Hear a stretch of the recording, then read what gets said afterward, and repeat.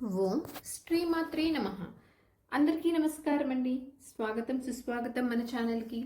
ఈరోజు వీడియోలో వరలక్ష్మి వ్రత కథ గురించి వివరించబోతున్నాను.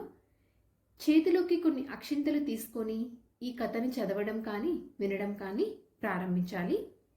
పూర్వము శౌనకాది మహర్షులను ఉద్దేశించి సూత మహర్షి ఇలా చెప్పారు: మునులారా, స్త్రీలకు సౌభాగ్యాన్ని ప్రసాదించే ఒక వ్రతాన్ని పరమశివుడు పార్వతికి చెప్పారు. లోక ఉపకారం కోరి ఆ వ్రతాన్ని గురించి మీకు తెలియచేస్తాను, శ్రద్ధగా వినండి అన్నారు. పరమేశ్వరుడు ఒకనాడు తన భస్మ సింహాసనంపై కూర్చొని ఉండగా నారద మహర్షి, ఇంద్రాది దిక్పాలకులు స్తుతి స్తోత్రాలతో ఆయన్ను కీర్తిస్తున్నారు. ఆ మహత్తర ఆనంద సమయంలో పార్వతీదేవి పరమేశ్వరుని ఉద్దేశించి, నాదా, స్త్రీలు సర్వ సౌఖ్యాలు పొంది పుత్ర పౌత్రాభివృద్ధిగా తరించుటకు తగిన వ్రతం ఒకదానిని చెప్పండి అని కోరింది. అందుకు త్రినేత్రుడు, దేవి, నీవు కోరిన విధంగా స్త్రీలకు సకల శుభాలు కలిగించే వ్రతం ఒకటి ఉన్నది. అది వరలక్ష్మీ వ్రతం. దానిని శ్రావణ మాసము 2వ శుక్రవారం నాడు ఆచరించాలని తెలిపాడు. అప్పుడు పార్వతీదేవి, దేవా, ఈ వరలక్ష్మీ వ్రతాన్ని ఆదిదేవతలు ఎవరు చేశారు? ఈ వ్రతాన్ని ఎలా చేయాలో వివరంగా చెప్పండి అని కోరింది. కాత్యాయని పూర్వకాలంలో మగధ దేశంలో కుండినం అనే పట్టణం ఒకటి ఉండేది. ఆ పట్టణం బంగారు కుడ్యములతో రమణీయంగా ఉండేది. ఆ పురంలో చారుమతి అని ఒక బ్రాహ్మణ స్త్రీ ఉండేది.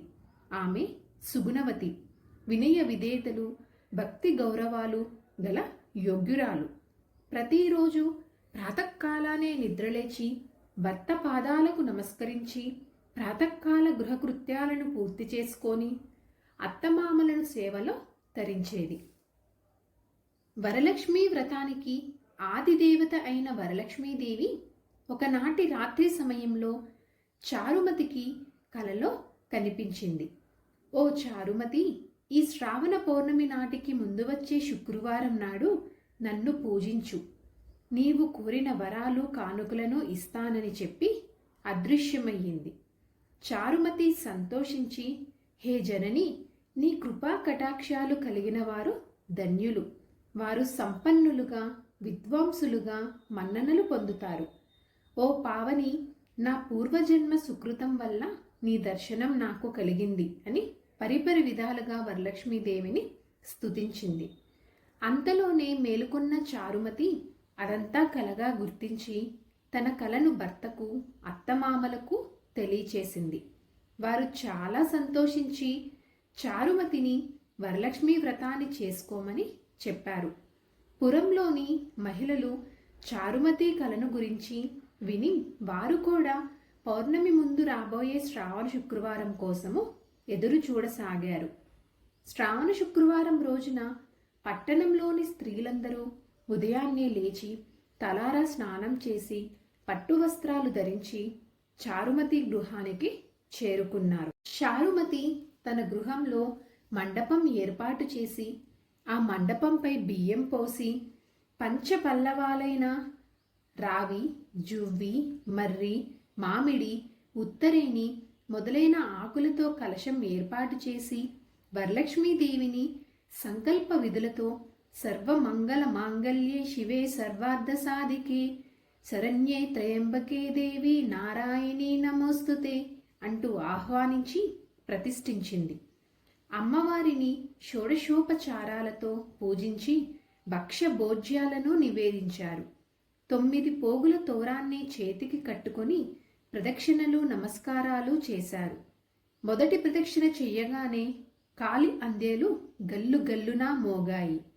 రెండో ప్రదక్షిణ చెయ్యగానే హస్తాలకు నవరత్న ఖచిత కంకణాలు దగదగా మెరవసాగాయి. మూడో ప్రదక్షిణ చెయ్యగానే అందరూ సర్వాభరణ భూషితులయ్యారు. వారు చేసిన వరలక్ష్మీ వ్రత ఫలితంగా చారుమతి గృహంతో పాటు ఆ పట్టణంలో ఇతర స్త్రీలు ఇల్లు కూడా ధన, కనక, వస్తు వాహనాలతో నిండిపోయాయి. వారి వారి ఇళ్ల నుంచి గజద రథ వాహనాలతో వచ్చి ఇళ్లకు తీసుకువెళ్లారు. వారంతా మార్గమధ్యంలో చారుమతిని చాలా పొగుడుతూ ఆమెకు వరలక్ష్మీదేవి కలలో సాక్షాత్కరించి అనుగ్రహించగా ఆమె చేసిన వ్రతంతో తమనిని కూడా ఎంతో అదృష్టవంతులను చేసిందని ప్రశంసించారు. వారంతా ఏటా వరలక్ష్మీ వ్రతం చేసి సకల సౌభాగ్యాలతో సిరి సంపదలు కలిగి సుఖజీవనం గడిపి ముక్తిని పొందారు. మునులారా, శివుడు పార్వతికి ఉపదేశించిన ఈ వరలక్ష్మీ వ్రత విధానాన్ని సవిస్తరంగా మీకు వివరించాను. ఈ కథ విన్నా, ఈ వ్రతం చేసినప్పుడు చూసినా కూడా సకల సౌభాగ్యాలు, సిరి సంపదలు, ఆయురారోగ్యైశ్వర్యాలు సిద్ధిస్తాయని సూత మహాముని శౌనకాది మహర్షులకు చెప్పారు.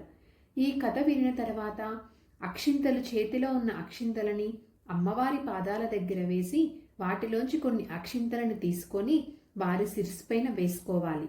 ఆ తర్వాత ముత్తైదులకు తాంబూలం ఇవ్వాలి. అందరికీ తీర్థప్రసాదాలు ఇచ్చి పూజ చేసిన వారు కూడా వాటిని తీసుకోవాలి. అమ్మవారికి పెట్టిన నైవేద్యాన్ని వాళ్ళే ఆరగించాలి. వరలక్ష్మీ వ్రత కథ సమాప్తం.